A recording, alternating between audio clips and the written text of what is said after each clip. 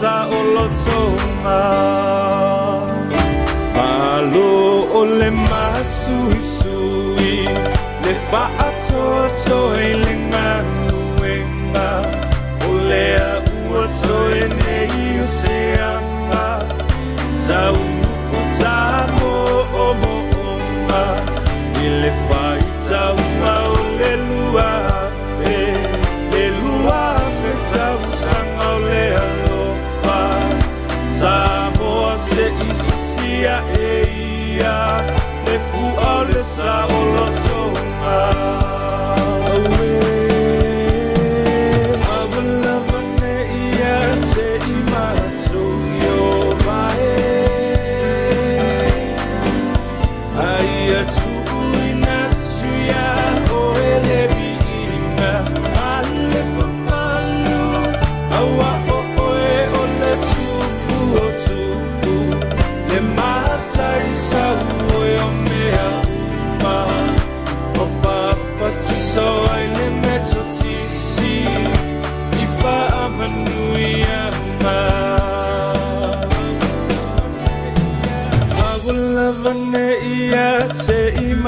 So yo vae Aia tui natsuya o elevi inga Male mamalu Awa o oe o le tupu o tupu Le matai sa ue o mea uma Wapapa tiso ai le meto tisi Ifa amanui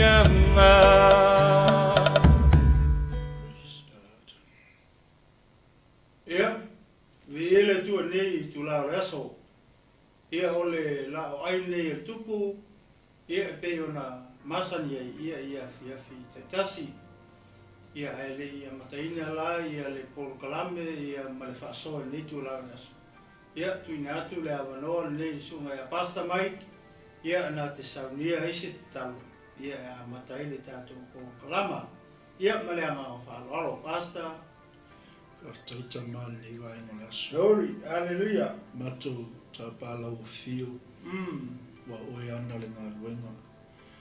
Mato fa taile li I o fai foi on mato o mai nei foi tu laso. Ile fa wa wina o mato o nanga.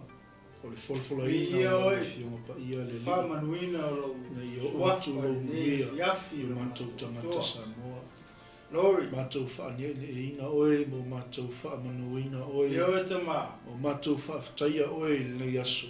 O na uloa lofa sili ese ia te matou. Whaaftaile li e te whaamalosia I matou. E te whaola I au I matou. E te whaaupenga ina I matou le li. Ta ma o le tatalo le tua. So mai le amataina o le nei whaasoa whaaleanganga. Yo te ma. Se ia o ilo na whai wina. Fai lea mataulanga, fai mavi ingo lau fio. Ia sili o na matou si tia e lau lava suafa. Ma malu le matou atua. Whamanuia si o matou atu no pele o Samoa. Whamanuia le lii, ia le au matutua. Si o lava I tupulanga lau o si o matou atu ia le tua o manuia. Nā talo o latu ia Yesu lo matou lii ma le whaola. Ameni. Glory, gloria.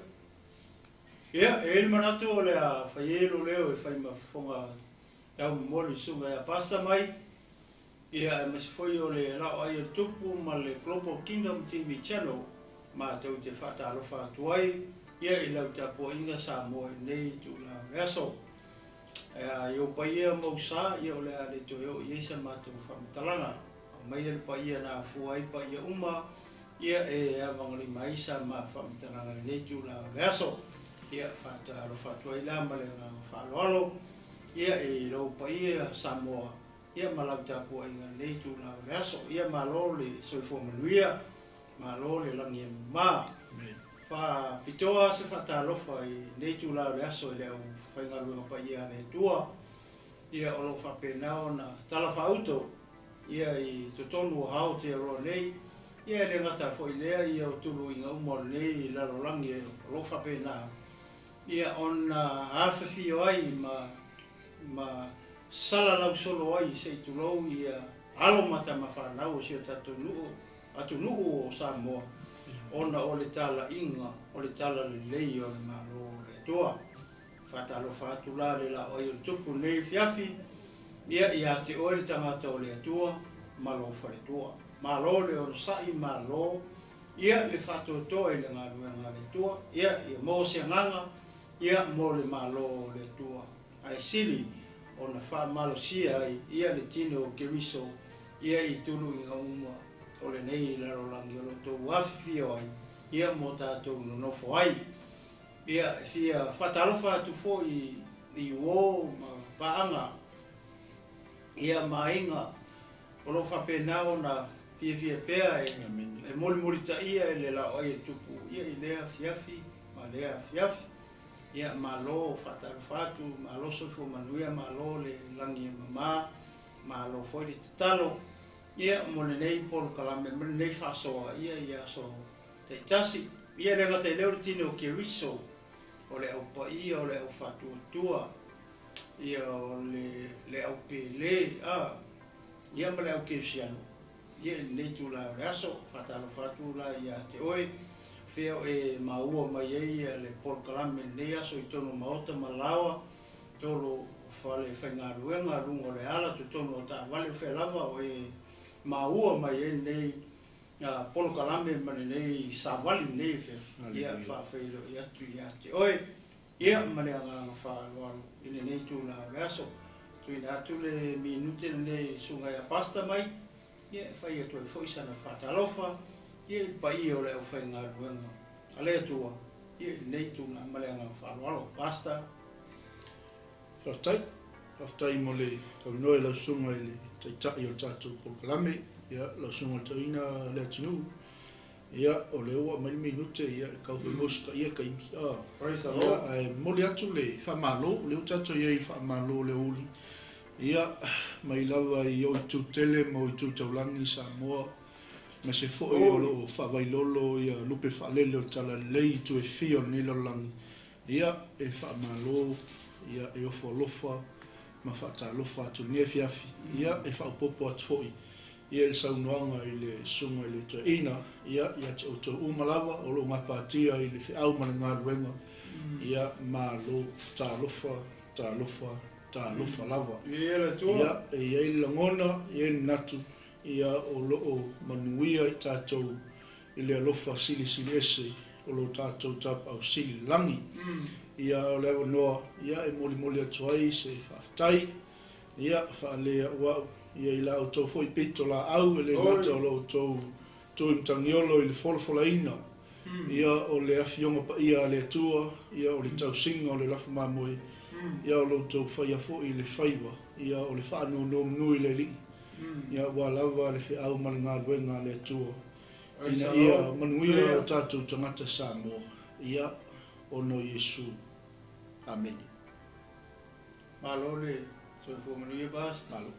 Ia le tu ni tu la reso ia il manatu ia o le tatu saolo il tatu mata upu nei fiafi o an nafi le na ma fasoa tu le mata upu iva ia le ala ua mautino le leia ia le tangata le mo whailoa mai e ovale tu o Israelu le perfecta o Samuelu o ia lea o le avea ma urua i tupu o le malo Israelu ia o le alala o le mao i le mataupu le sfulu ia le ua silisilani ia i lunga le screen na ua ia mo Samuelu ta upu sfulu foi mua whangata mai foi lua sfulu ma le fitu o lona winga o le makaupu le sfulu e lua sefulu ma le fitu ona veses o kokongu i leo lea ma whaasoa tua i le fiafi nei i le mele wa kupu i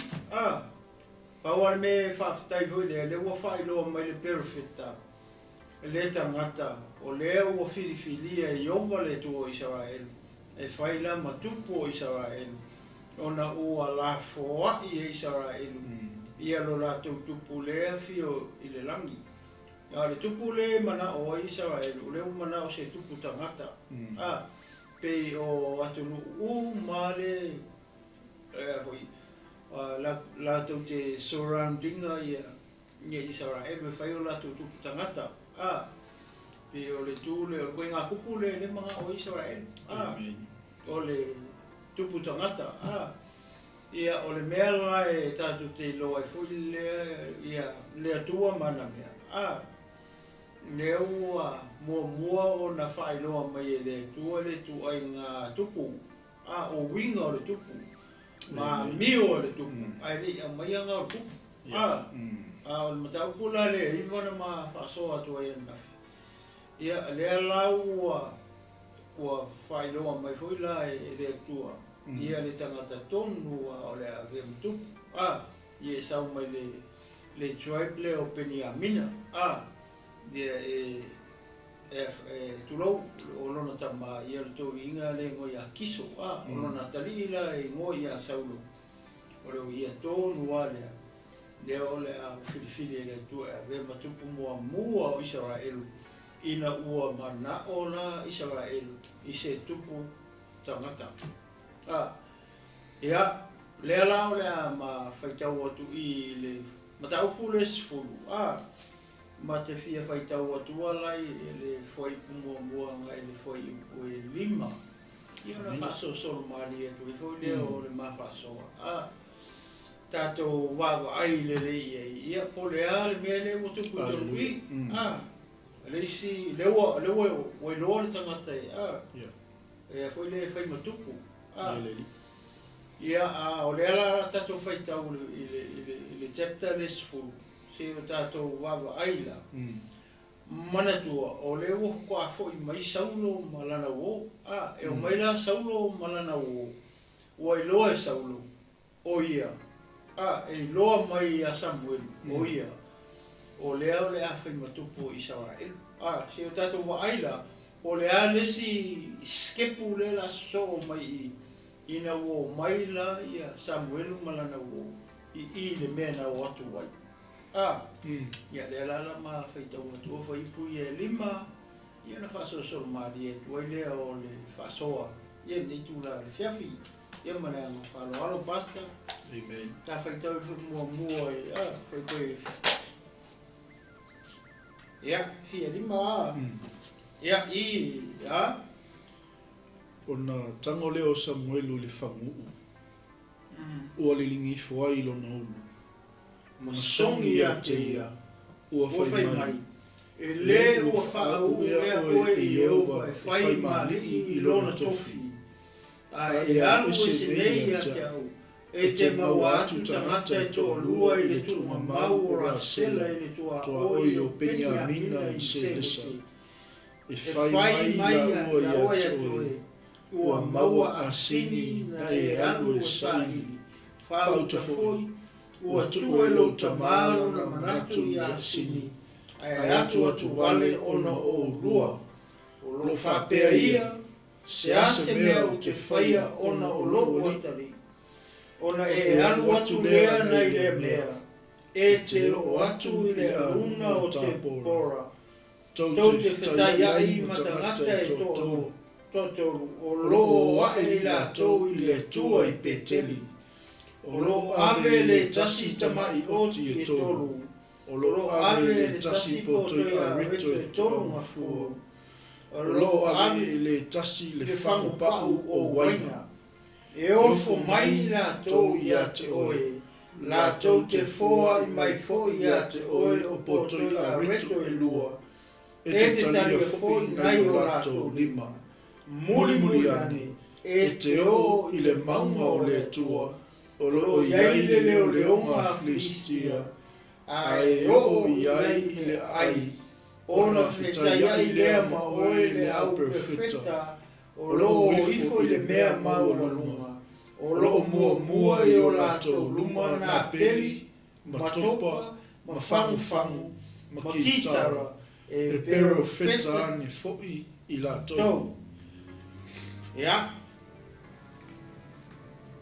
leo e whalongo iei o upu ia le amata mai le chapter lea o upu ia le na whai e Samuelu ia saulo ina ua awawai lunga le mata upu e Eva Lena fai atu tangata o le atua ia fai lea sau. Fai aku ila ua mo mua. Ai whakari mai o. Se iu ka ua ku ia ke oe ia upua a le atua. Ka ua fai ila ua mo mua. Nga mua lola ia o le ua sau. Ia ai whakatani mai ia sau le tusa ma le upu o le tangata o le atua. A le wa maka mai fai upu le mata upu sifuru. O upu la ia. O upu la ia le perfecta lenga fai ia. Wa le pe so o mai ale tala le la. Ala nga le upe o vai mai fa pe. O ngari chapters. Ai ku sa o ale kala ia le me ka moi. E so o mai i le me na fai ku fai la o mo bua. Oi whakari mai se o ka ua koe o le fionga le tu. O le upu le tu. Le ala ua mua i luma le ua saulo.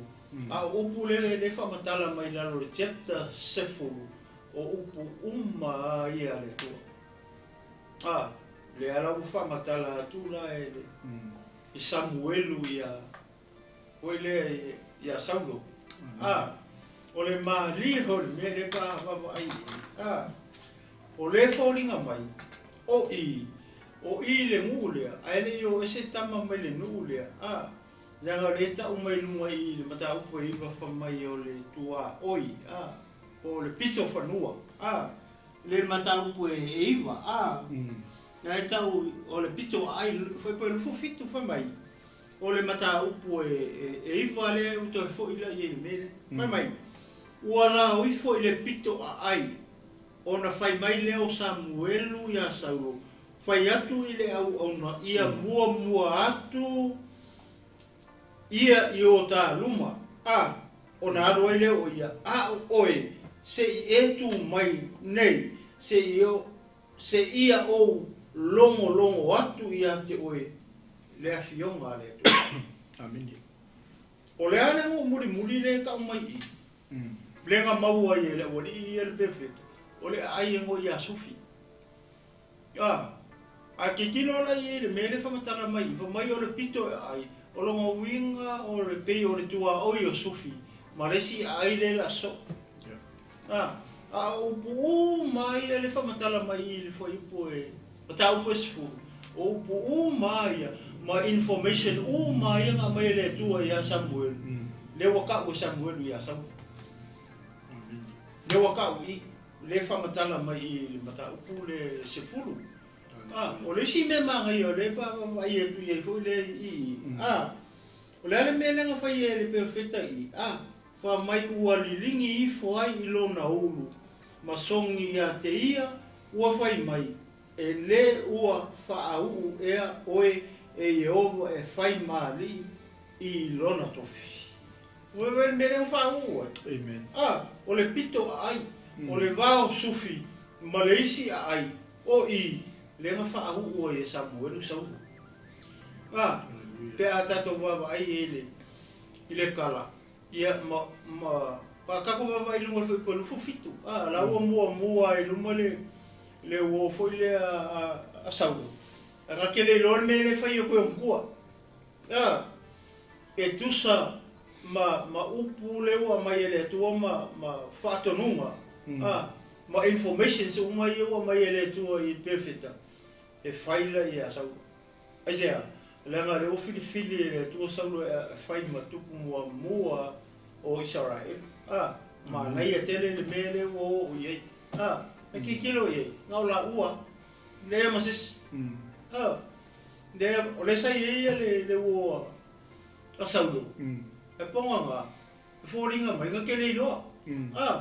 La wa ye luma ke le role o pai por fa uma. Fa uma ele foi le o le tupu. Nga o le perfecta o le tangata wa ai. Mare tangata. Le o fili ai o va le tua. E fai makupu mua o Israel. Amen. Ia mai sila fa tonuma le ma. O sila information uma ia.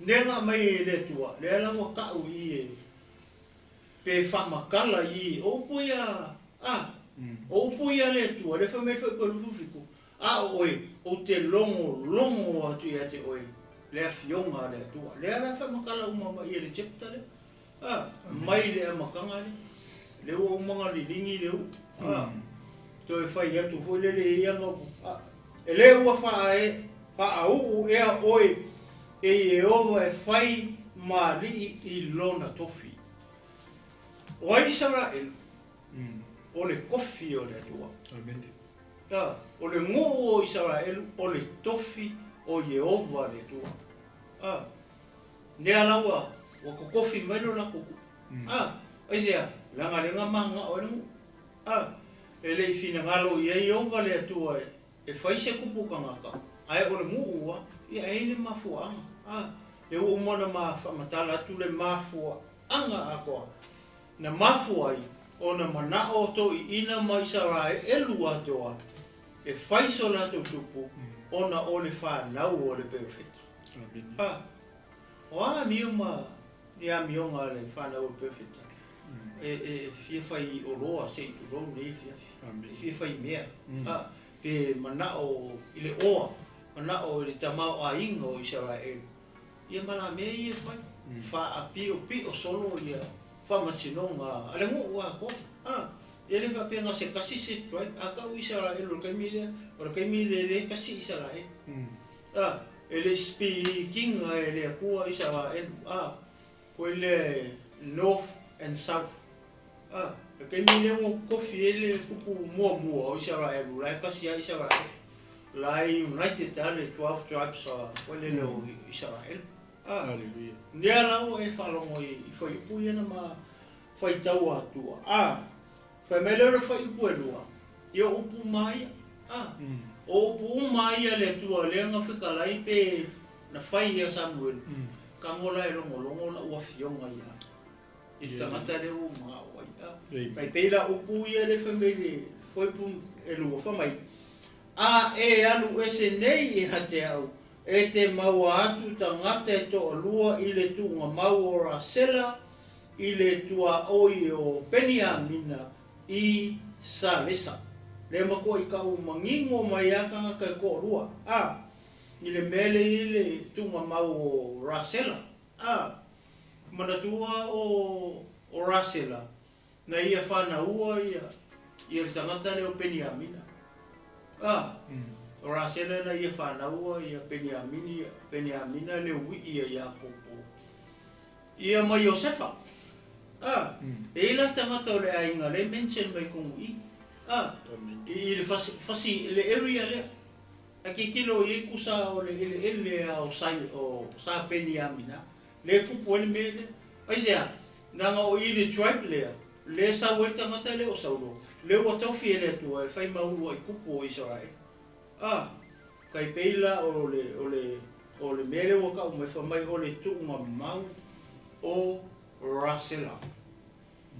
O le ana menga kupu ia Rasela. E se ana, o le ana menga kupu ia Rasela fua le mention mai I le mere.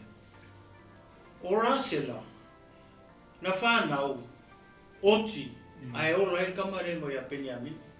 Le kupunga mai kanga ia, le tupunga mai le tupu leo whiriwhiria mua e le tua. O Rasela, o langa ui le tama le hoi a Peniamina. Le kupunga mai kanga leo sau, leo whiriwhiri e le tua e whai makupu I Israel. Ai a kako wawa, ai lama kako mafau foi I le mafuanga foi o le oki o Rasela. E se foi mana mani. Hallelujah. Mga kora sila nga iya nga iya ko long kama. Ko kuri loa mai er ko inga o nga kuwa. Elan me nga kupul nga, me nga ringa opti le fafinge le portinale o rasela I. Ele iyo o yo me ka opete. O nga olang ang sala le fai. Ai sia, akako mafau I upo ya kopo mo fai. Ele loa ya kopo le nga mai rasela ia tua olong kama. O leo whai aku ia, o le upo a Iakopo, ngā whai ni ko iu, o le kangaka ke maua I ou wakua, o le tangata na e uti. Su elo, su a kongo whale o kengi, e lise mea su, alailo le leia e Rasela, o laia ia atu o lantama. O le ala mea ngā whai e Rasela I, ngā maa fua ngā oki I kunga mau le wha makala mai I kala le. Kangolo le kengi a mai a hua lunga o le asingi e sau ki e. Sau lo ko inga la ku le mo se mer fale ai lo ko inga le ki e lo mafinye lunga hua. Sau lo fai lo pepelo. Tala manino. Le fio pa ia le tu pe a fai kau ke mafa fau le upu mal bele le tupu i. O le ana tana le teine na fai lo tama. Pa fa mole. Na fa mole i long kama te o au tu lo sa mo me le fi o au le te fai le tu o fofine o le ale kule mai ke mala mai ke sian tina talavo kama kengi mo ko mai ke mala le upule fai o le upule na fai atu wai i a rasela i long tama te o le fai mo walu la lo male langa o ke faia le tu o fafine le tu hoilele le nga mai e fifinge hoilele ta umai hoile tu sia luka le aya tu long e fifi bleed every day lo winga nga o tala but e pepelo o le kala pepelo aisia ina ia sao en mo mo o le tu o ki langa le o mga la fo le potanga to le tu o le kangaka e mau ai o ko o kangaka ngai oki. O i lo le leia rasela, o leia ia tua, sau loa mai ki lunga e whai lor pelo. Te, ne mwhai ngō walu e se man mea leo ke mo whai langa leo, te whai le tu o whai. Ai pe pelo. Lele mea leo mo whai, leo mo, lai ki lunga kua. Lai ki lunga kua o longkama. Sa mo mal au ke sianu malau wha au fonga le fia whilingi. Nga sao i, ngale oki au laia kua ai oki loa le awa amen oki esa oki ke min fa ngau le kamari mo ya penyami o le aso alena ka fa nau ya penyami le tribe le kupunga mai tanga le o sau le ulua i kupo Israel nga oki e nga ai le io le ai le ngo mai o pete ka ko ma fa la i pa ki kilo i le wo ke wo mention mai o le tina le peni amina le wo ta o mele me le ilo na tu ngo mau le fe o i solo i fa pe i ka mai ki sa pengi aminga le wo to tofi e le tu ai ala i la sila fai nga o mai o le a tupunga mai pe mau mai le tangata e fai mau lua i tupu i sawai. Wow, what a story. Kako kilo pera i ta pera ma fai tau atua. Fai mai lona ia. Fai mai lona ia. I le tua oi o penia mina i se lese. E fai mai i la ua ia ke oe. Ua maua a sini na e alu e sa in. E ko rua hanga. E alu se nei ia te au e te mau atu tangata e to lua. I le tunga mau o rasela. I le tua hoi o penia mina i se lese. O le area lea e po whangua i os a penia mina. Le maritunga mau o le tina o penia mina. Ia mai o safa. Ai vai lei, e ko lua tangata. E fai mai i la ua ia te oe, ua maua a sini na e alu e sai. Fauta, foi, ua tuu e louta malu na manatu i a sini. Ua tuu e le manatu i a sini, whapea ia, se ase mea o te whaia ona o loo watali. Le ala mo koe ka mua ia, upu ia nga, ke mi koe foi mai, le manatu o le a koe foi mai, o upu ia upo saugu. Le nga whai langa u. Koe lea e winga i lona tama. Le ua o whiu e so e asingi. Au mo koe mamao a leo, o lima ongo ia ai le nga o ilisa i linga o asingi, au mo koe le ea maseme. Le aise asingi, le ise mea ai. O le ai leo sufi, o i le asai i Samuelu. Le nga sau i le ai le e osi e tau langa. O i lai i sufi, lenga mau ele kari koe mau ele whaasingo ala e fo ie. Wai whala ni mere ua makanga. Wai whala i mei o longo mai e tangata o le tu. Ia sau. Walela sau ngia koe so. E koe fo i mea ngau mai. Me mo mua la le fa mai ke mau atu tangata e toa lua. Amin. Ai i le mele i le tunga mau o ko ren mara. Pas. O ale. Pene a mina o le wi i o rasena. Te o rasena ile i o mea tau peteni ngauki i la wala. O ki sia e kusa mare upu o le tangata o le tua. O ngaka e mau ai o kua ngaka ngai oki. Nga le oki la i ua le mawhamanga ngā kua. Ai le whangau i. Le oki e. E sia, le ngonga ngā kua au alu le upu. O tangata e mau ai o tua o ngaka ngai oki. E le i mau ai i, ai mau ai o. Hallelujah. Le oki i, ala o oki o. Ai le i o le mea ngamai o i. I le i o i pete. Ai le ua kangu i lalo. O posku ava po se a ne le o ke o i lalo i kinga. Ne ala, o upu uma i e le ngofa mai i le tu e lunga i le chapter 9. Le rest le lufu fiku. Whaila o mu mua. O e whakani mai. Se u longo kapuia ke o e whia ma le tua le. O upu ia. O upu ia le tua. Le ua makanga longo ako e perfita. I ka linga o saulo. O le o saungi. Le la saungi e koe o le mea ngau mai e. Me mo mua. Le o umanga ni ringi e whamuso au. Whai aku e le o iaki oe ea. E le kai. Whai oe ma kai o le kofi o le atu. O le atu. O Israel. O Israel o le kofi o le atu. A le o kofi me le kai le kupu. O ia le kupu o le tofi o le atu o Israel. Le ara o sa uma i whamakaranga i. Le ngofo ma le perfita. O le o sa saa aku i le loko o le kamai kupu le. Mea ia o le a kupu.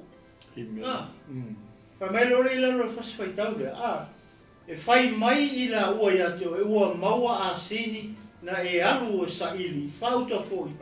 Ua tuo e lau ta malo na manatu i a sini. A e atu o tu wale. Ona o lua. O lo whapea ia, se ase mea o te whaia, ona o loo watali. Wai. Loe perfecta. Oi ngai loe perfecta. Ngai loe perfecta mai ai o wale atua. Amen. Le ala ua longo aku le upo le atua i ka ringa o saulo. Daua maua i a singi e luka maa. Daua maua. O le pole longo maua. A le mele i le manatu foi leo luka maa. Pe ua fōringa mai ua le popole i a singi. A wale o le ko inga mau me a reiloa. A le mele e wawai e. O le ala ua matua manatu a le toina o kiso. I longa kari. Malanga o pofeme o e. Pe ua mamafa i le loto o le toina. Lona tari ua le wangau. Le lopo whewa, o e so e ngā asingi ni. Ai wa i le whakamilonga e le atua o anga fufua. O ngā ua manga, le wa umwa le wanga. Nga i oe, ia le atua e le kakalo o Samuelu, ngā ua apuko inga i. I oe le mata uko e walu le ngā maka koe. Ia le serious te le kam whai whamitalatala. Le unu wa i tupu o i saurai. Wa mai koe la ia. Wa popole le ko inga. Ko inga mau mea, kele nga mea. Kele pole. Ale lo nga singi. E karo whaisi o karipo, whemo i mkwa le wanga o. Kalo whai. O le asena mona ia mo i ta maa, tina. Pea whape o whape sou walo. Po sou atari, po sou afi. Ai kuria ko i se wheau. Ai laku koru wha aso kele loko whemo i. E ke popole. E ke popole, e te atu o tu wale. Whape ngā umare me leo kupu i kama. Wale koe kea le tama i asingi bo angisi mea. Ua sili a kunga mafa le mafa whau. Ole koe inga, ole tama i longa kari ngai lo asingi. Amen.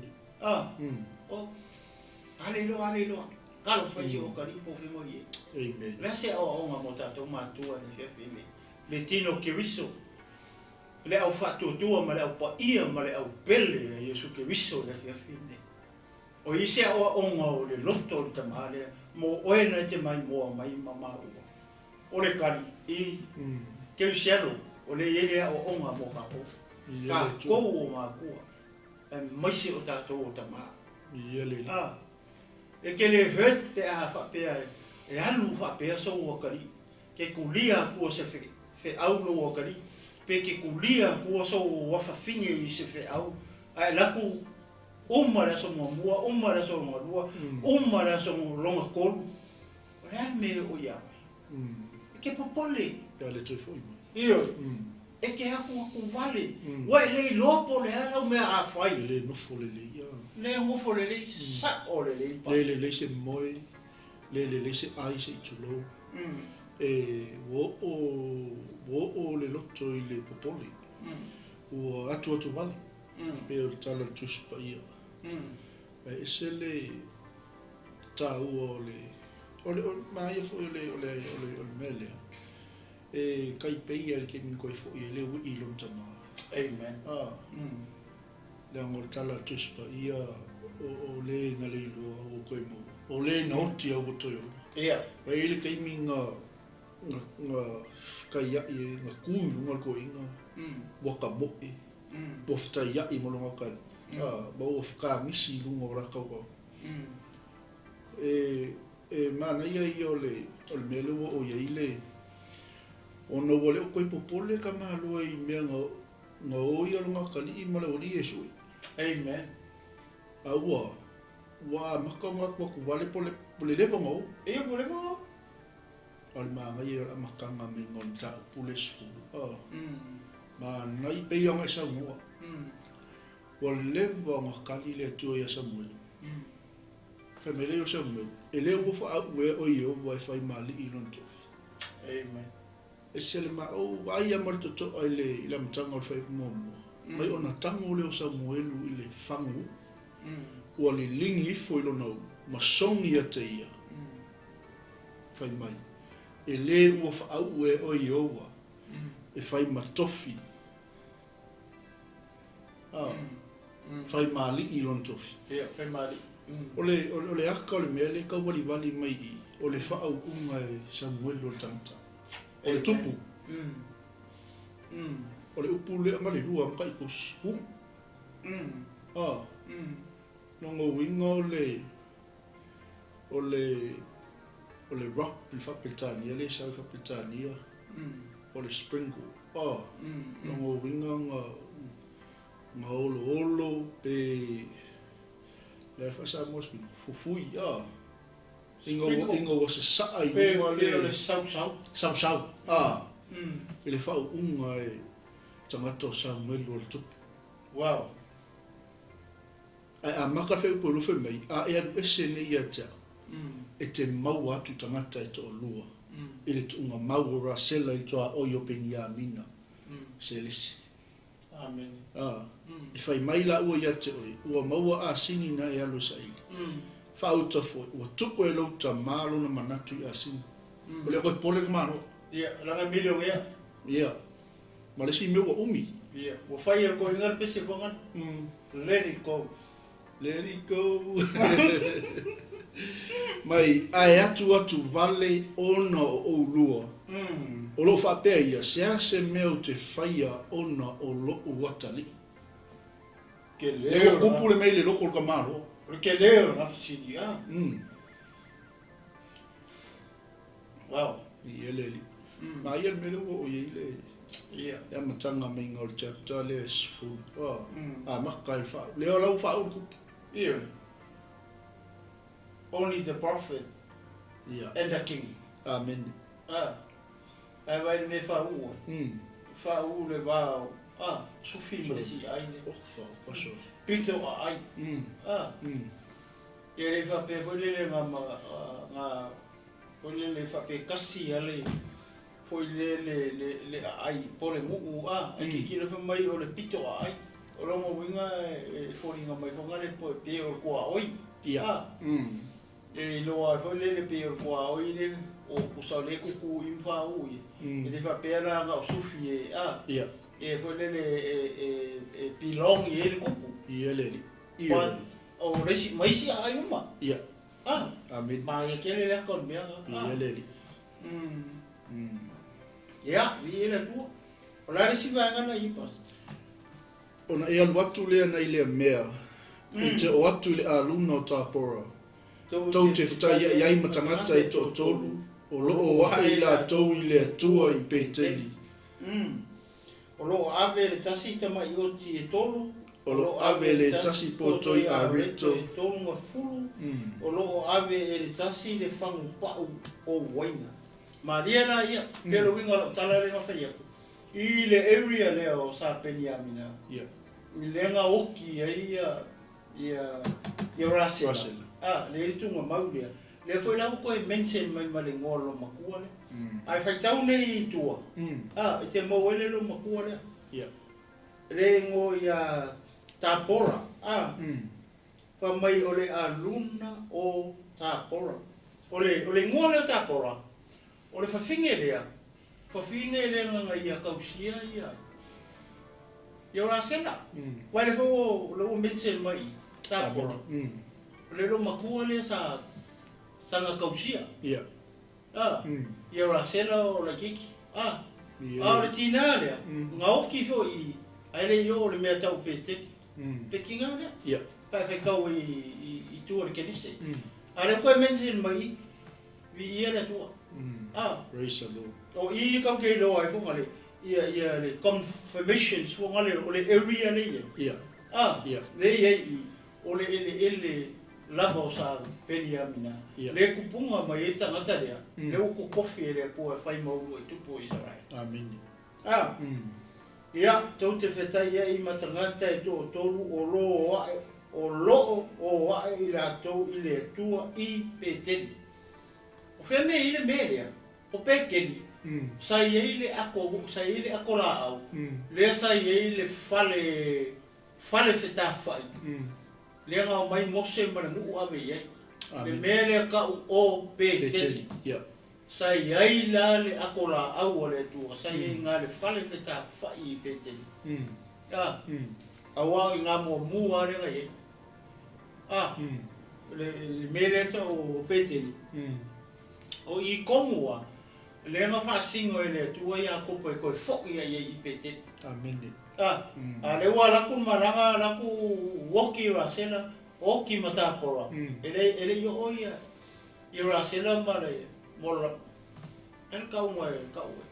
Pe o le tina tausi. Ia. Ah. Ele o longa ki ngā mo ia pat. Pe o se ki ngā foi le sa kausia. Kausia. Ia.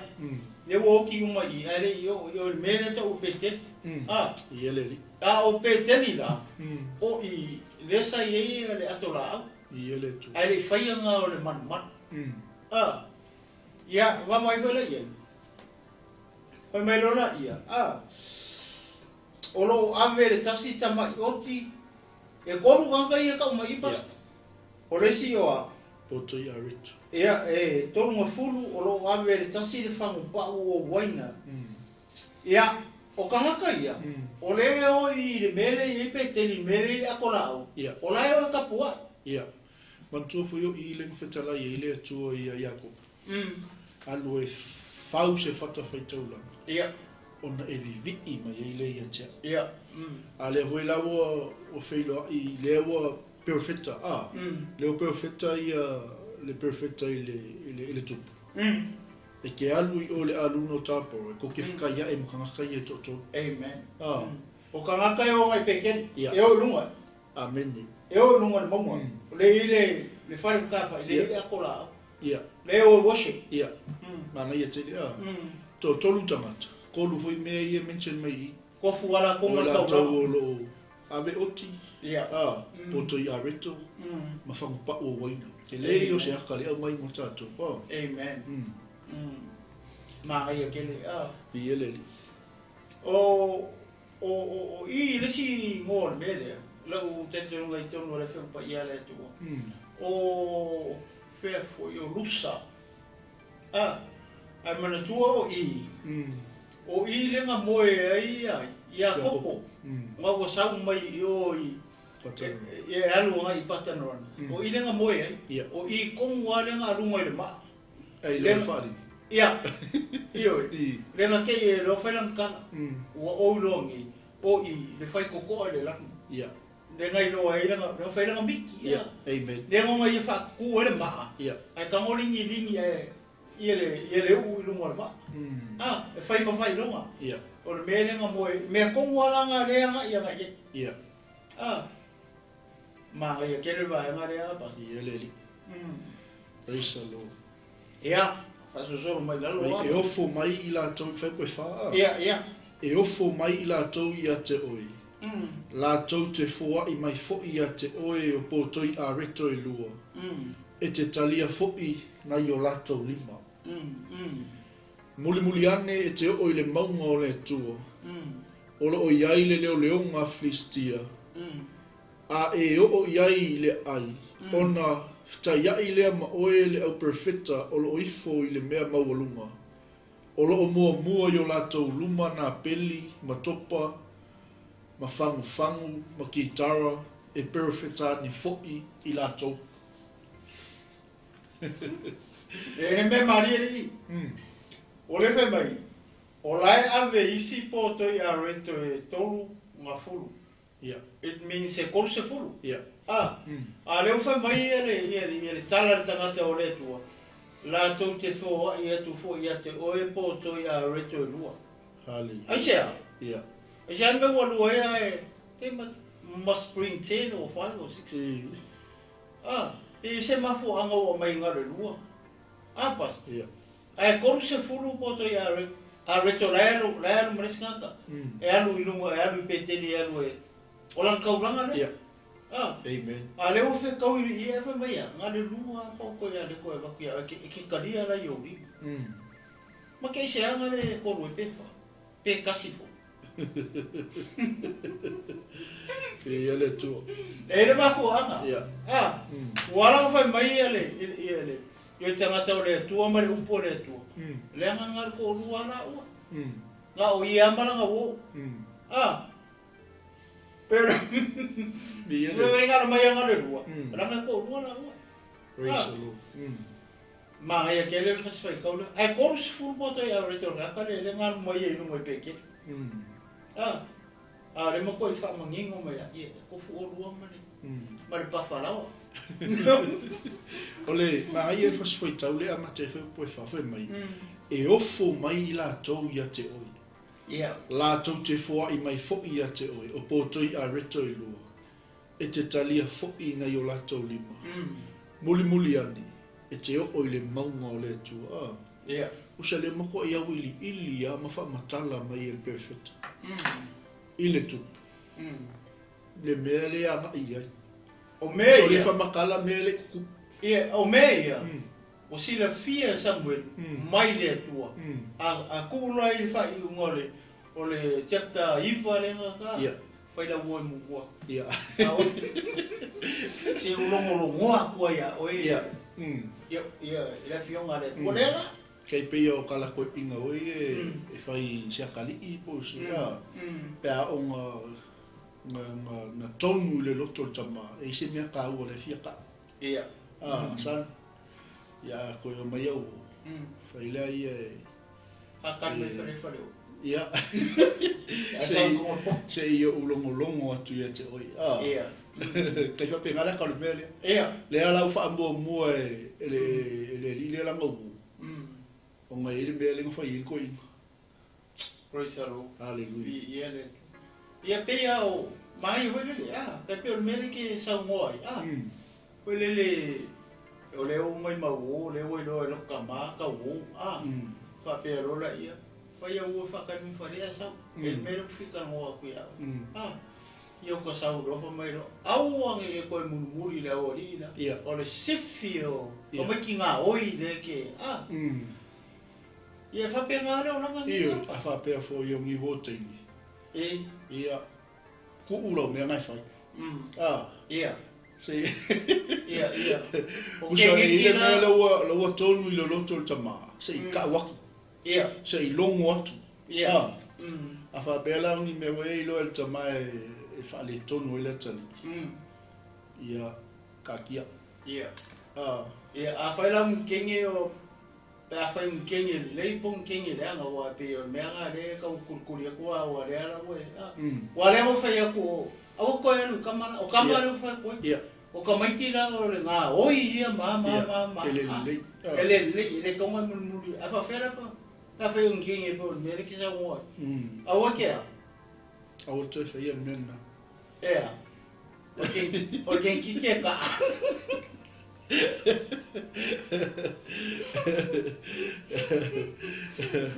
Awa ke koe alu san awa awa lavanga ora kenge la ke ro mai sa fai mo molong ko ro anga fuele ilo la tali ya e si la fia ko inga ya la na ko ko san awa ya ele ilo la kali ya wo o si la fia le ya mala le toi ya le lifestyle o kenge ya ke fo le mava ya puat fo lo dai nga ko ya no le fa ma nga ya la ngale kiki ko mai ko makai pus mana ya telele te mele o ye ile mai muli ane te o ile maunga o le tua o lo o iai le leo ngā Filistia a e o iai le ai o naftai ia ile ama o ele au perfecta o lo o ifo ile mea maualunga o lo o mua i o latou luma na peli matopa mafangufangu makitara e perfecta ni fo'i i latou. Wow. Maunga o le tua i peteli. Le aka le wai. Ia. O le maa ngaia. Aele i alu. A le whamakara me me ia la au le face. O mea uma ia o pe o pengi walo anga hoi Ia. Le o profesai Samuelu il kupu ele i o le mea alu ia. Ia. Pe o loa wai loa mamao ko ele. El perfecta me le kupu, le la kupu. Ia. Il ke mea nga ia. Amen. Ole maa ia pasta ole mea hoi lele la wawa. I pia mea le waka kan moai. O lele kupu mea ia. A fuara ile upu le lunga i fai puele. Lusu fitu mata upuele. Fai la oi mumua. Ia. Ai se i o longo a. Amen. Le upu ole atua. Upu marai. Sala ua a whapero lau o LAOAI le arko inga. E inga lo whaasanga me le kari i le spiko. Ia. Ia, o le asoa kaya. E ke o le maunga o le atua. E ko ke whakaia imperfecta. O lo au mai o latou lima nā peli. O topa. O whangwhangu. O kitara. Ea, e perfecta ni fo i latou. Anga ia. Kikiro rea kon mele i pasta. O lenga mua wheka ia i maa. Makanga ka lai avi o lako lima rea. Oti.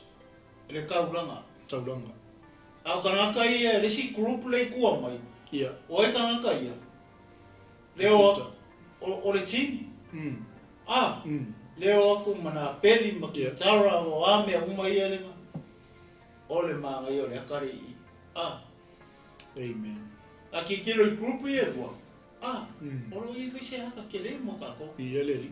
Pe a whai kau ke i le maunga o le atua. Kau ke worship i le akua. Awangi e sa wari nga o lima. Kau ngā se mea i lo lima. E tusa ma le upo le akua. Amen. Awangi e sa ufongale empty hand. Before God. E ka kau o ngā mai sau mea. I le atua. Pe a sau ke kapua. E le whapea koe le ngā ro sau ngā ro loku. Aere ai ma se mea ke fua ia i le tu. Amen. O le aka ngare i. Amen. Vai kankai e koko. E ko fuar kankai maranga mea o mai. I ele tu. O poto ia reto. Ia o le wainga. Ia mai si mea le. E rei ma se singe sa wali fua mai kankai. Ai sea, langa lai o nungo maunga I pete. Le maunga o le tu. E o e kapua I le tu. Hallelujah. Le group mua ne. Yeah. Le si group le o ka mai lalo e fa mai aku ma. O le akoriti. Hallelujah. O le makua ma ngai o ngari I. Ia mo tino ke iso mo nga ko mangi fe. Ya, vi ele tu. O fere si be o ka o ye. Ono Sofia lea o e lea nganga o Iowa. E te perfecta foi o e whaatasi mai lato. E li ua o e peisia I se isi tangata. Ao mai nei whai longa ia te oe. Whahitaria oe, ona whai o se mea e te manatu ai, ua te tau a wā o loo ia te oe lea tua. Amen. Glory. O le ane mene wha mai. O le ane mene wha mai I. Leua umata ngata ia ko koru. A leua o mai lalo I wha mai a. O perfecta. Amen. Ye makangaka I o whetai ai male au perfecta. O ame o male au perfecta. O na peli o topa o fangu o ki kala. Hallelujah. Malato perfecta ani fo I lato. O le kai minga lai ani le worship perfecta. Makangaka I mua ku luma perfecta. Are aku kuarti. Nga pa o le belea. Ai o Sofia lo ele nga pa ia. Ia Saulo. The king. The first king. Why ai? Ona o Sofia lea o oe ele nganga o Yehova. E te perfecta fo I maoe. Pas paka kuai. Pasi paka kuai. Masaulo. Nga luenga au perfecta le worship. Amen. Ka ki kala matopa ma. Le o langa lai o le maunga. Amen. Lai o le maunga e kapua I le tua. A le wa mata ku I. Kala mele mo I ya Saulo. O le wa kaka ku masaulo I. O perfecta wai mai ai. Le ma ngai o le o nga mare upo tangata o le tu. O nga peia le o le sikangaka. Whamai lola ia. Pule a leo e pora me ke whaia. Amen. Ai sea, leanga ngaua ia oe le tua. Hallelujah. Ore mkua manga ia, apas. Amen. Ai a ka koula leanga mpa ia, pule a ka kou. Eoi. Langa le wai Po l'apostolo Ioni. Mo mole ani e lofo e po los fulu. O le whauina o whauina I auto. O whauina I le whauunga le ngampa ia. E tau te iloa I mea unga. Amen. Ore mkua manga ia. Praise the Lord. Hallelujah. Le ala ua awhia koe malko inga ia. Ale wo kaka ko le whaunga. Hallelujah.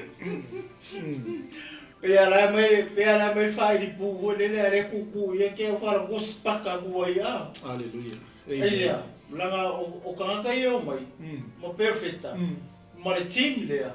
O kanga ko la. O la fa ku mo inga le ngapa I. Amen. Ia le wo I mai. So ai apo ko pea la si paka le wa e kise vo le. Hallelujah. Pea le longo le pasi vo le nga kango e kaka ku o pas. Ia. Ia. Ia le. O upo mai. Denga longo ko perfecta ia. Ale le kupu. Ya ka ku fua vo le fama vo kusi. Ia. O le wa ku mea ia. Man ku mea ia le fa mai le fiampa ia le to le la ka o ile ku ka wa le I. Fa mai ia o fa I longa. Praise the Lord. These are the signs. Ia le. Ale le kupu. Ko vai le baka o kia o le tua le no ke o mai. E fa I lo mo mai le tua. Fa I longa. Mo ka ko le o ke sia no mala fa ko. Amen. Ai le kupu me le ma ko le tua. Praise the Lord. Mai mo fa I longa. Ina ia tato I lo ma mala mai.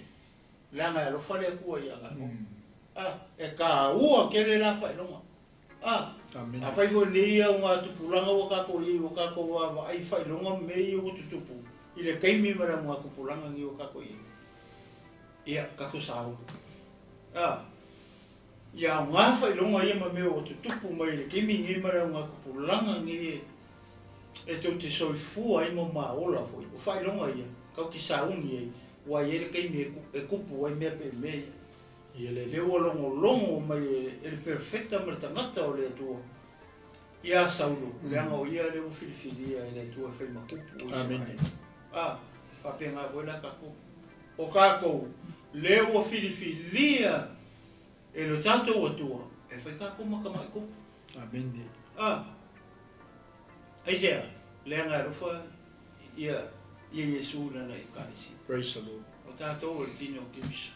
Kako ai alo fai longa ma mei o kako wa ai o kako kafa le kele o mau fai longa le wa ai o tatou ma le kako me fai sauni kako sauni awani va ai atu ai fai longa ma mei o kukumo le awa ari mai wa maka nga reveal mai nga luanga ale di o po so ele le kako sauni ta pena masau langa kau ke dei le aso mai ku aso e fa fu sei mai ele ka ri o tangata e fa mai pe o le emo maka amen pe o le emo maka hallelujah e fa fe pa ta to le sa ka lo fai ya ka le a ngale o le po le tua ma le fa ma losi e kurtino ke riso nei fe uso ma tu fa fine ide ele o le kaimi e nge ka pisang maka ko ka penga hallelujah i mea o ka ko ai le o si o mia i ka fa so pema fa so tal te le maloloto ni winga ta o mo winga loto la fianga pa ia le tu e a o winga ta to le kaimi nge o ka ko ia amen o uma mele long time ago whatever ma o le iai to tonu i e wona i kako langa e kei me kupo i mea pe mele nga kupo i ia saulo ma te mina to tofi e la tu e fai mau e kupo i saurare ia pasta ka isis me te amen ia o le ala wa kai lalo i le foi po e alwa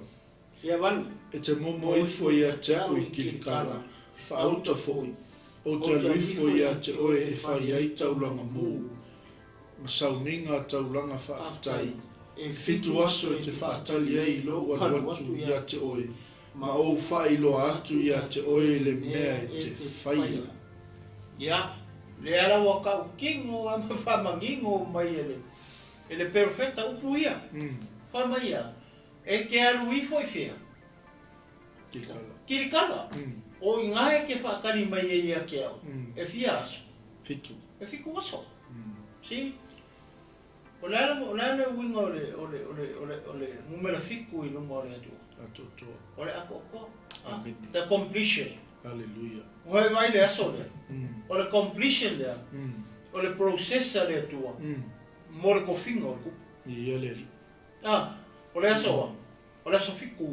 fiku aso hallelujah fiku aso ole aka ole completion amen ole plan le tua manga fofuanga ole aso kongu wale ole aso kupu ia le praise the Lord praise God yes ia pasta pe isa uso so ni se vai ngale ma o fai lo atu ia te oe le mea e te whaia wow ia ole siki wele i whaatali ia e te whaatali ai lo walu atu ia te oe ma o fai lo atu ia te oe le mea e te whaia se mana ia ole mo ole se kau uroa la wa ai le maka ngofie mimika wa ai fe lafi mai ole ai fa longo il fa tonunga ia ole singa nga fa koi ai la ko ia pia ngai fa ka di maile si o lo ko nga fa ile ka me ko ke la ko fa ia Ka mai whakasi. La kuskoi go le bang foi le whanua Kol ma ngai ai o ngai ki word i sa wai. Yeah. Wait your moment.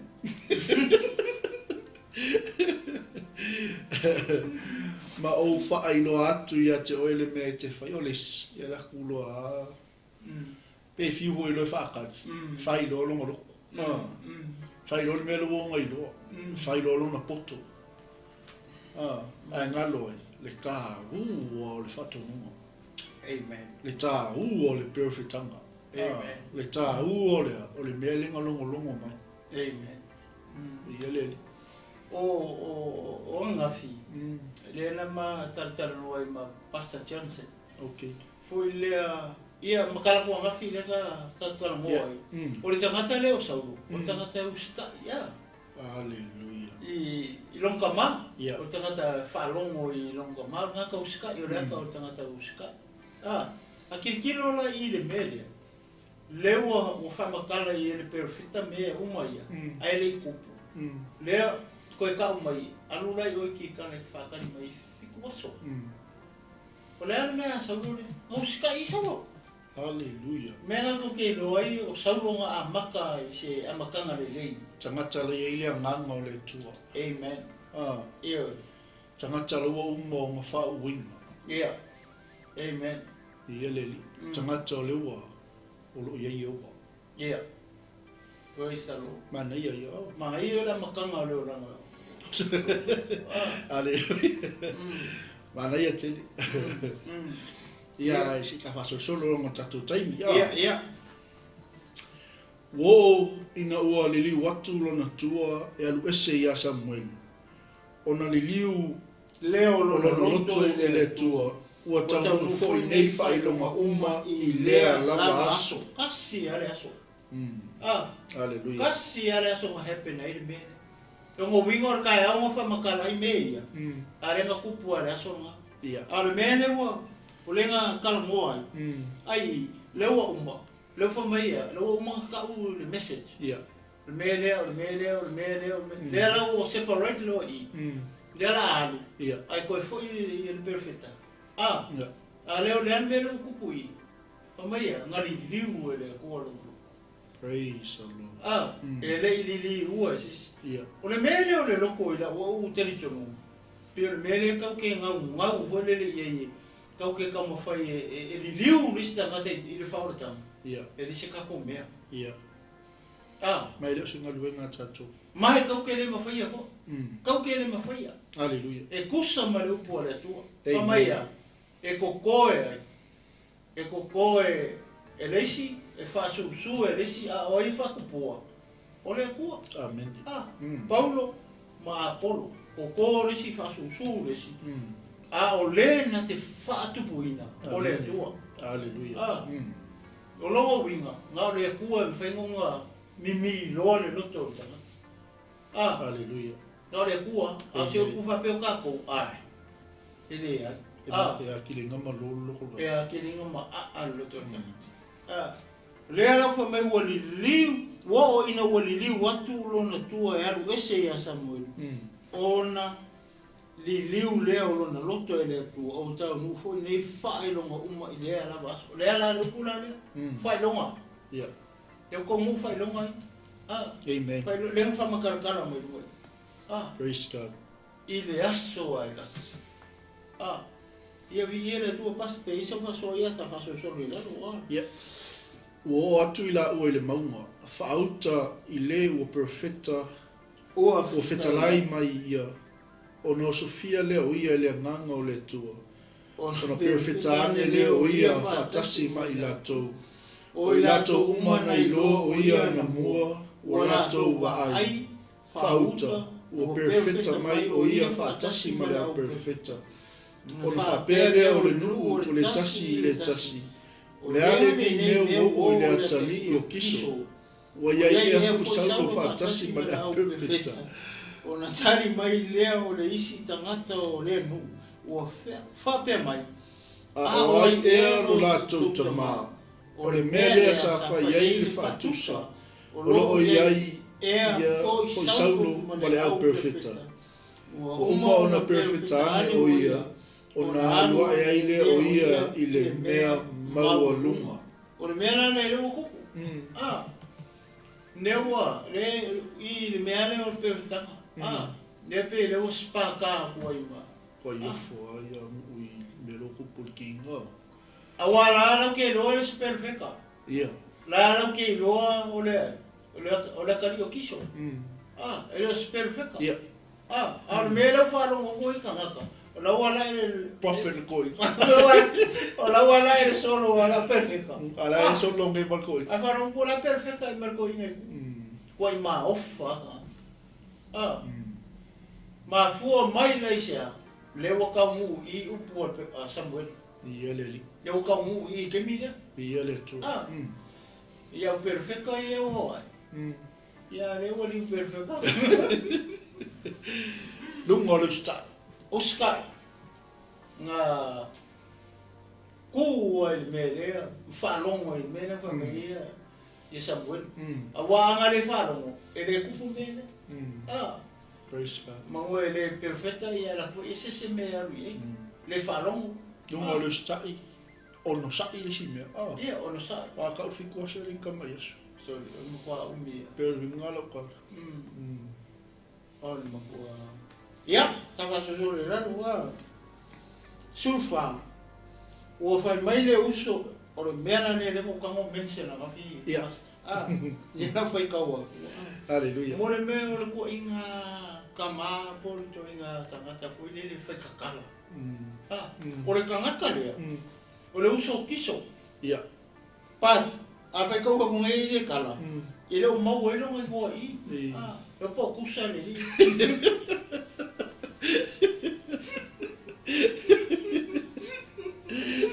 Ia po kose ho. Ia po kose. Maria ia bene ia le ala ko mo uma perfecta lo wangi lo ia le mama mo ko le o le mama Ia. Al vai por lá na escuva, le mo kamo benchera na fio mare ma ngai ia le mere le foi ka ris ke mi le mo ka wi. Le mo ko man ku nga fa mer karana. O fai mai le uso le chama saulo. Ia o le uso kiso le lopo ile ngore lopo po kisi le ngore. Leta o fai mai le uso le chama saulo ia te ia malana au na o lua o ifea misi ua fai atu re kali le a saulo malanga o na masa ili asin ua mai loa ua le ai ona mao le ia Samuelu le fa makala sao ua le lo se mea o lo ia Samuelu a makua Samuelu e loa mai 𝚟𝚑𝚍 ai sea lango io le perfecta le tu por tangata va le ala fa alu ngoku le uso le o kiso le lopo e lo ngai ngo le pe fa po isa me le fi pa ia le tu le fa alu ngoku le kali ka mai pa mai nga ale nga o sa idia singi wa le lo nga la o ele le perfecta nga la o ele ia Samuelu ai va ele fa kala le la fa ni pa mai ua mai lo ua le ona ma o lo le ia Samuelu Samuelu le perfecta 𝚟𝚑𝚍 including Benjamins. Poi mai lo le io le tala tangata ia. Ua fai atu. Na ia, o fai misulima Kaon. Tata tu. Ona fai mai lea o le uso o le tamao saulo.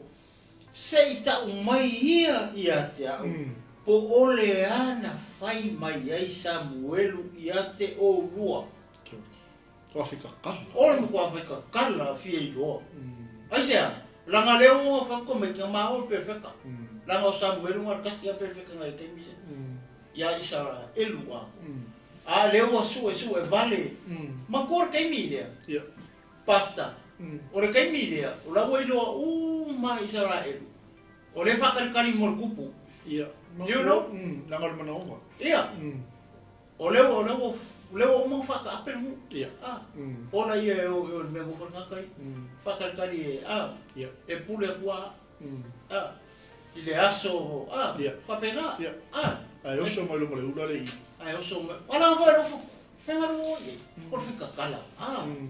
Wala mankua le whakakoe wa aile ka miku o lewanga o. Ale pe wo kei wo koe wa aia ku ia saulo malanga wo, saulo so iso. O whenga roa i, whenga roa i.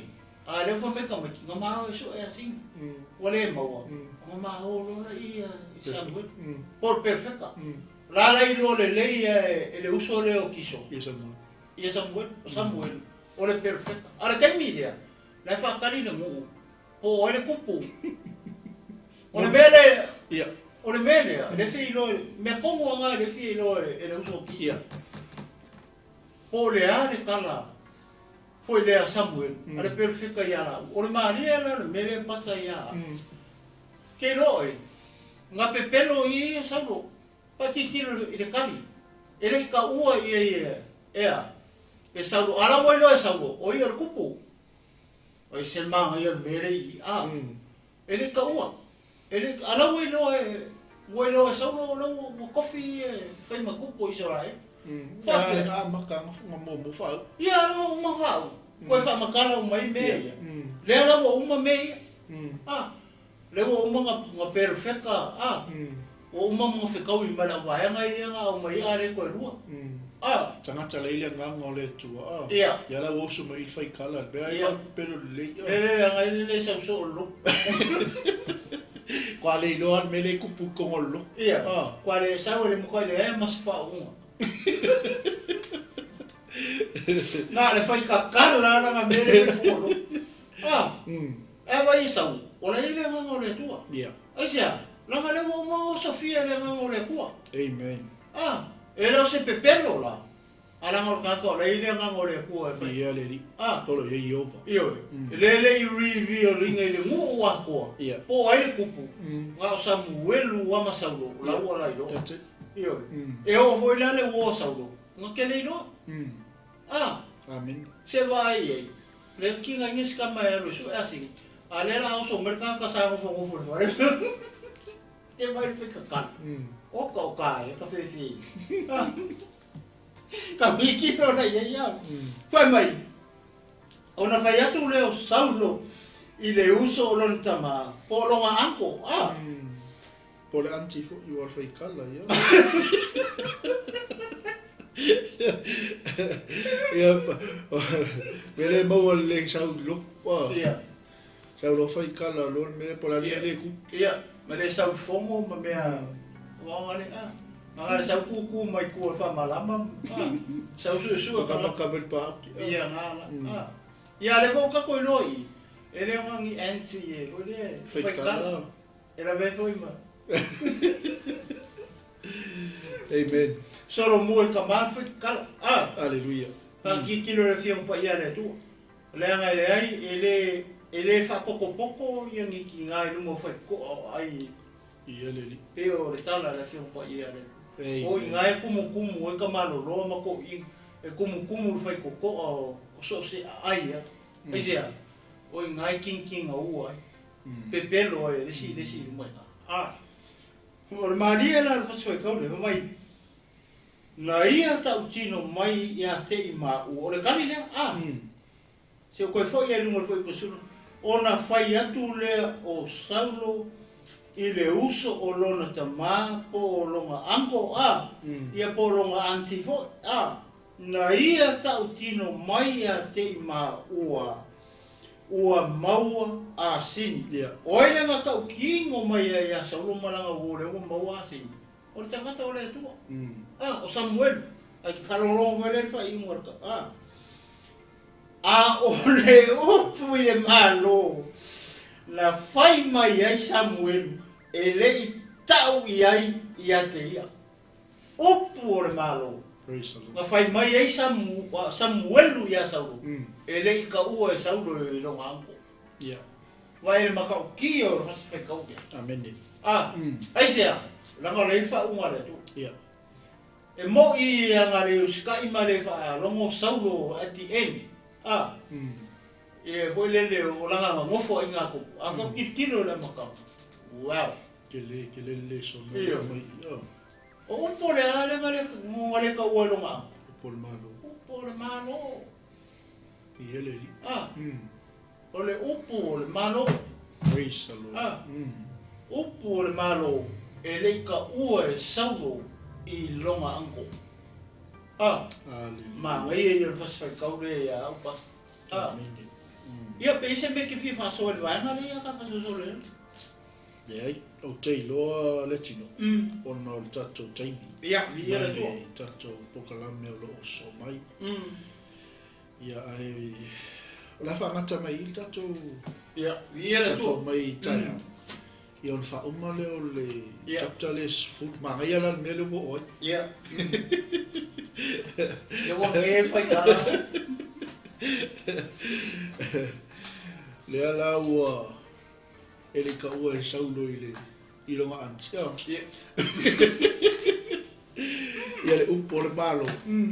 Ia e tuli tau me le aso ataia. Ia le whaua wina on tau posifu. Leo tato ia I le whai upo sifu ma le ono.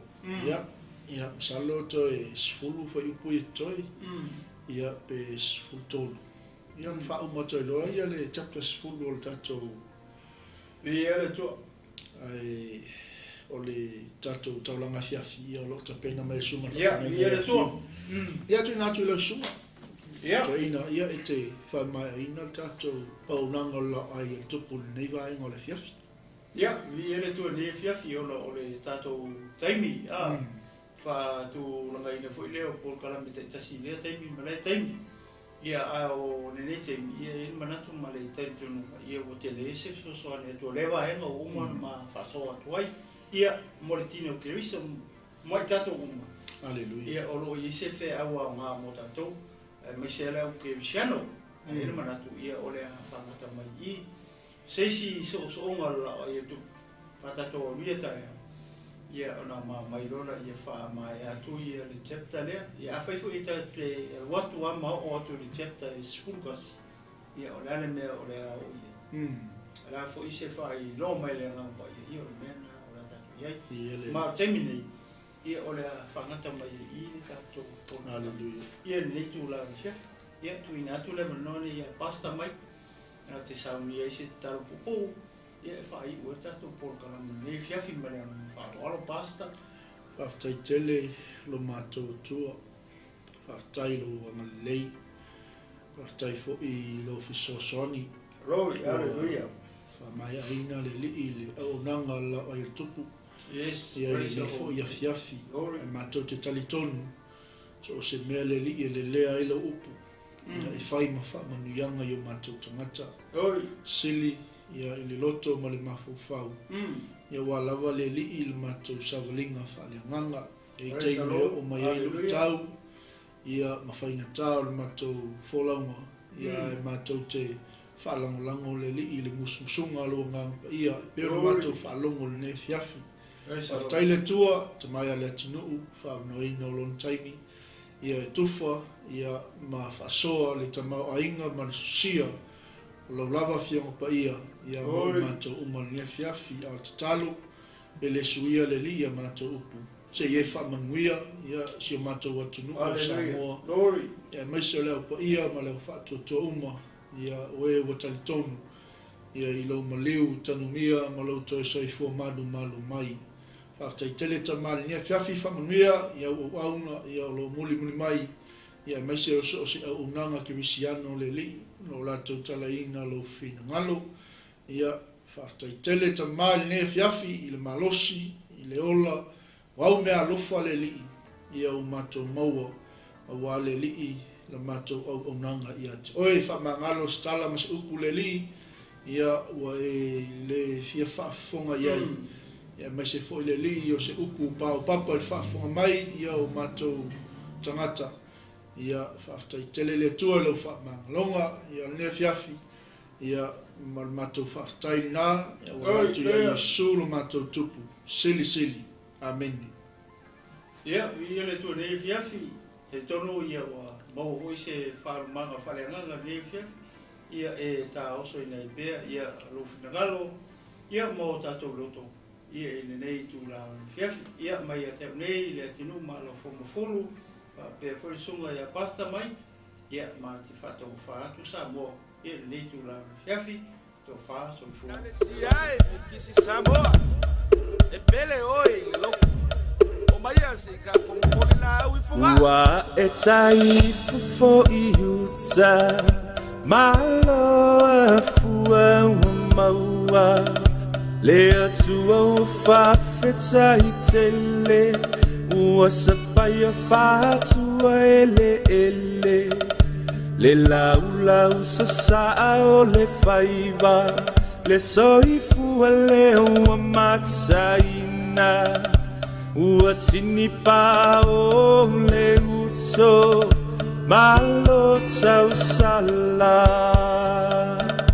ua e tai fo I uta malo fua maua le atua fa feta I tele ua sapaya fatua ele le lau sa o le faiva le soifua le ua matsaina ua tini pa o le uto malo tau sala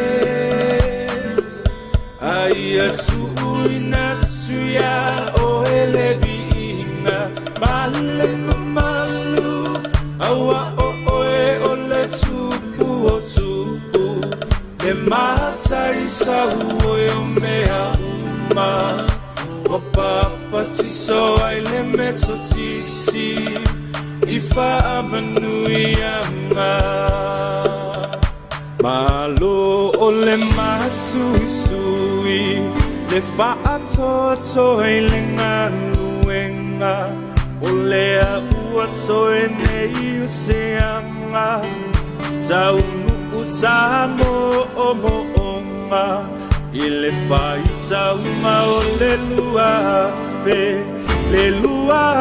tau sama o le alofa Samoa se isisia e ia le fua le sa o lotonga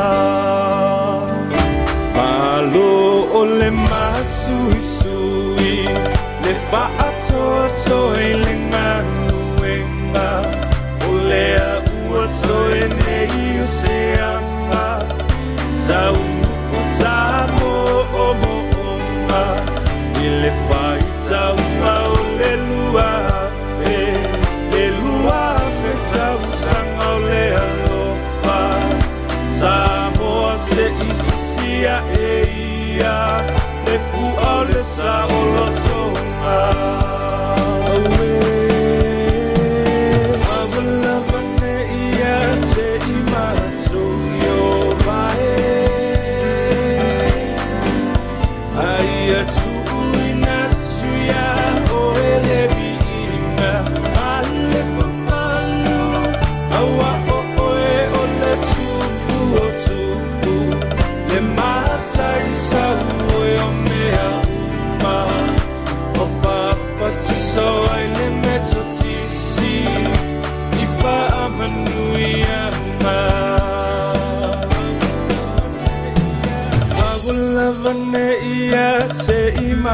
So yo Ai atu inatsuya o elevinga Male malu Awa o oe o le tupu o tupu Le matai sa ue o mea uma Wapapa tiso ai le meto tisi Ifa amanui anga